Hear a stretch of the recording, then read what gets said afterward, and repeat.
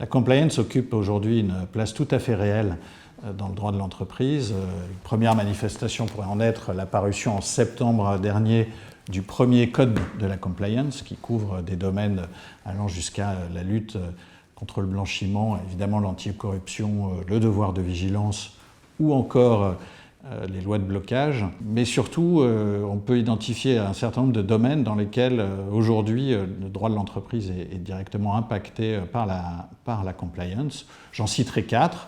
Premier domaine, la gouvernance, puisque les organes de gouvernance à la fois sont fortement impactés par la prévention des conflits d'intérêts, mais surtout jouent un rôle essentiel dans la mise en place des programmes de compliance.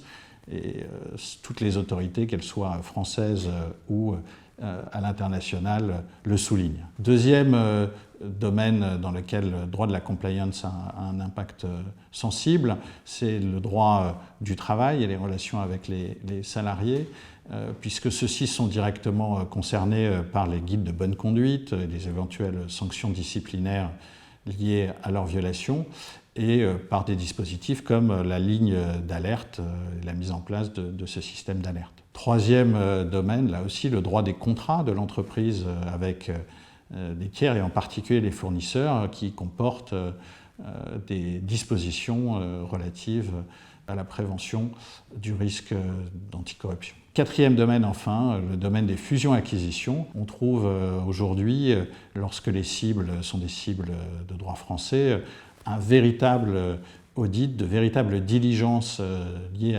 à l'anticorruption et la prévention de la corruption et des sanctions. C'est un point tout à fait important et je dirais que ça s'est développé de façon très visible au cours de ces dernières années et se couple en plus avec la mise en place de la Convention judiciaire d'intérêt public qui, dans certains cas, permet d'identifier et de régler des situations qui apparaîtraient à cette occasion.